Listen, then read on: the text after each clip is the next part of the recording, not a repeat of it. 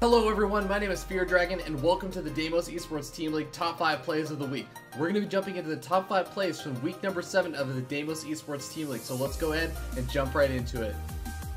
Starting up with our first clip, it's IVD's very own badass, Intense.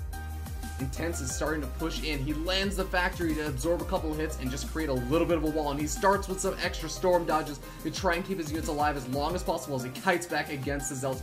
Feedbacks go down on the medevacs, but Intense cares not. He continues to push in. Archons are morphing in. They're going to be doing some big splash damage, but he continues to micro back. He comes in with some reinforcing units, starts to pick off the Archons, starts to pick off the Sentry, starts to pick off the Zealots, and continues to push in, picks off yet another Archon. But he's not done yet, folks. He's coming back in with some more aggression. He continues to poke in, but the charged Zealots are out for blood. They charge in for those Marauders. The Marauders continue to kite back, and Intense doing a great job just making sure he's never overcommitting. He continues to poke and prod until he finds a couple more openings. He dodges a couple storms, and then he sees his opening. He goes after the High Templar, snipes a couple of them off, and that is going to be very, very annoying for the Protoss player, still sitting on 2 bases while he's on his 3rd.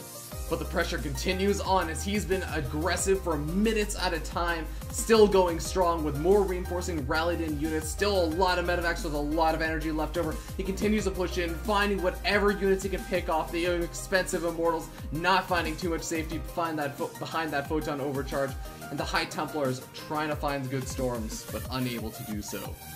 And at the end of the day, Intense just has too good of an economy as he was macroing behind that micro, and he closes off the final end of the engagement with some really, really sick micro, not letting up on the storm dodging at the very end. Coming in at number 4, it's the Zerg from Seed, Mighty Kiwi, facing a scary looking push.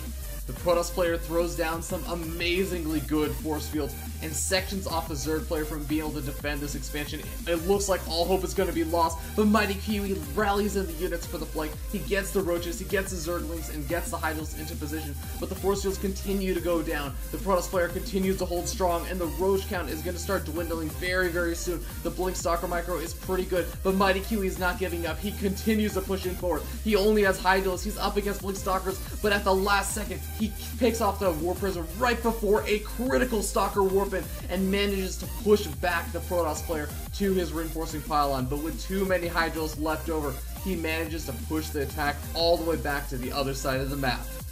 We're halfway there as we jump into number 3 to see the Terran Root Aiguas making Protoss everywhere cry with a great read on the situation. His Widowmine drops do the damage he needs to win the game. He immediately burrows them, and honestly, there's no protection. No, those probes, what were they doing? They tried to split. I mean, these Widowmines are going to come off cooldown, and the robotic facility is just so far behind because he was going for that blink tech. Yep. And boom! Oh my god, another lot of probes. Oh my god! Slowquest is going to waste so much time just kind of trying to pick off these Widowmines. He's going to get the Observer out very soon, but he's actually going to lose a Stalker and possibly some more Oh! Oh, I'm a Zerg player, but jeez. Onward we go to number 2. Here's the Zerg player from Clarity Gaming, Silky, in a Zerg versus Terran. The Terran QXE has been dropping like crazy, but Silky decides there's only one way to put an end to that. We're going to have to see QXE pick up immediately as soon as those banelings make their way to the front, but still, not a whole lot of damage is really done. Oh no, the Beetles actually managed to come back, and they managed to pick off one of the medevacs. The second medevac going to go down as well. A third medevac ends up falling, and these Marines are going to be stranded over there as the final medevac gets taken out, and I have seen QXE pick apart Zerg players on this map with this sort of style of play, but Silky's just not going to have any of it. Don't blink, because we're moving on up to the number 1 clip of the week. The purple Protoss player Serenity from Team Gravity is maneuvering himself like a ninja with his stalkers. Serenity is being so annoying, he keeps taking out all these pylons that are powering the 2 gateways and the robotics facility.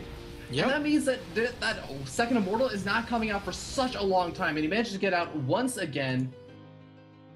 He finds a way to do game-ending damage with his harassment and an assist from his sentry. Yeah. Oh, we have a force field going down. That means that the Immortals cannot get involved. Mothership Core gets sniped up once again, and you can see Siphon's hesitant to actually even blink down past that force field, because if he does, I mean, he's not going to have blink for the actual engagement. Now he does finally blink in as the Immortals can back him up, but the Nexus goes down, and Serenity going to be taking a huge lead in this game. Although he does have to be careful, he's losing a lot of Stalkers over here. Blink has already been used by Siphon though. Oh, Siphon can't follow because he's already used his blink. The pylon's gonna get focus fired down. An observer almost gets picked off over here. Oh, Siphon if he finally did picks get that up. observer. Oh man, he can't. Kills it off, and now he can blink out of there safely as Siphon really can't follow. That's it for this week's top 5 plays of the week for the Deimos Esports Team League. Be sure to tune in live for the DETL on Fridays at 8 p.m. Eastern and 5 p.m. Pacific, as well as Sundays at 2 p.m. Eastern and 11 a.m. Pacific. Hope to see you guys there.